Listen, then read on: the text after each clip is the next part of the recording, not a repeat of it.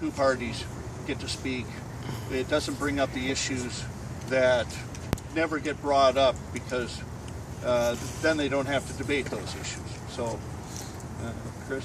Yeah, I'm Chris Holbrook, gubernatorial candidate for the Libertarian Party. I'm not here to support, I'm not for or against any candidate. I really want to thank the Independence Party and Hannah for being a champion, for a voice for all the small parties.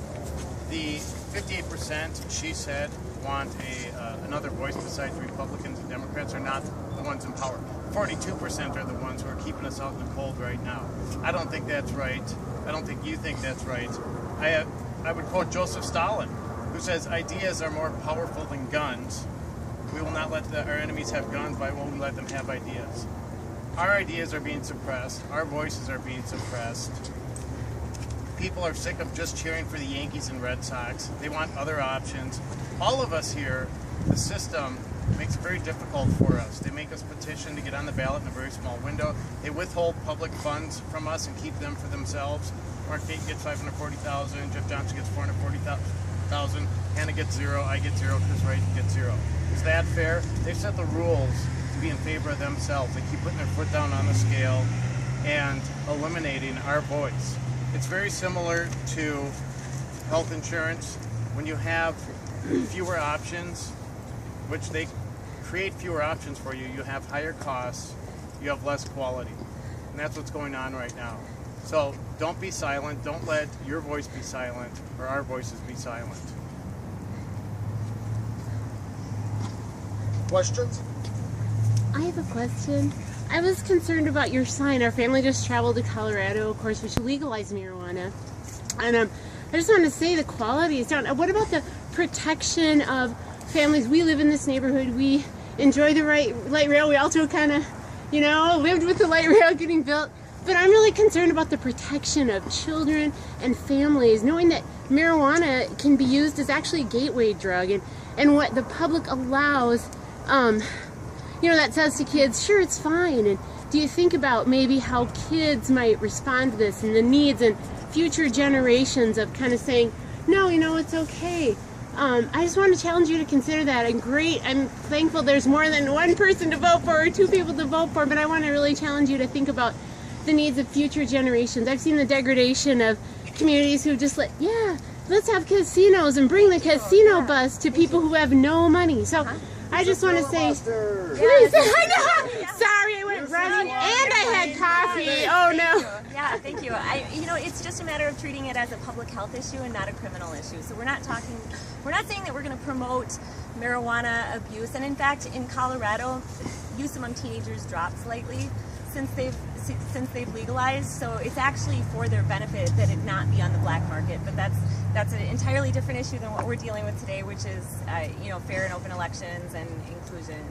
So drug dealers don't card. Drug dealers don't card. No, I know, but crime drops when marijuana is legal. That church over there. The prohibition gives rise to drug cartels, which creates and promotes violence. Sorry you have to use your time to educate me, but I don't know what you stand for. I see the sign, I'm like, oh my goodness, protect the families and the kids and the people without parents. We want that too. It's just a matter of whether that's a good use of a criminal law or, that's not how we treat other addicts. We don't treat other addicts as criminals, and so we're just saying that we should treat it as a public health issue. Still take drug abuse seriously, just want to take it out of the criminal realm. Regulation is what you mean? And we also know this, that no one's ever died from a cannabis-induced fatality. Yep. So and a lot of you're right. You guys had an agenda before I came. You guys keep going on. So I ran. I'm like, this is good. I got to hear what they're saying.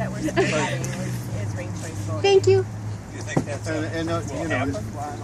would love to see it happen. We saw it in Minneapolis City Council. We saw it in the Minneapolis mayoral race. It was good. That wasn't necessarily a hotly contested race, but it would be nice to see in a race where people do a lot of fear-based voting, where they vote for a candidate not that they prefer, but they're afraid of the opponent. I appreciate hearing the whole story of where they're up against, which is the science. So that's what I'd like to see. Yeah, if they had a chance to speak, you would know their views. Better candidates forward. I'm listening, yeah. But as far as the the voters that we have, the Independence Party, the people who vote for the Independence Party, 75% of them say that they would not vote at all. In exit polling, 75% say that they would not vote at all if they didn't have us as an option.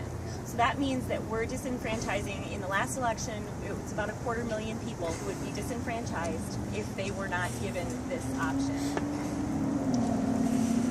So, yeah, I mean, it's become a little bit of a boring election too when you consider the fact that we can't participate in these debates. It would certainly liven it up a little bit, wouldn't you say? Yeah, but the bottom line is collusion is not okay. It's not okay. It's not, you know, this is, as a 501c3 organization, they are in violation of their own policies. And my campaign manager took a screenshot of their policies prior to contacting them, of their website prior to contacting them, and they changed wording on their own page so that they would appear not to be in violation of the policies that they were. But we have side-by-side comparisons of before and after, so I think the evidence is right there. Oh, very good. All right, so everyone, thank you for coming. Remember, you do have a choice. We may not have the option to go in here, but November 4th, there are 5 candidates on the ballot. 5 people that all of you can choose from. Unfortunately, you're going to have to self-educate because the system is making you do the work instead of helping to educate you. But please keep all 5 candidates in mind on November 4th. Thank you for your support today.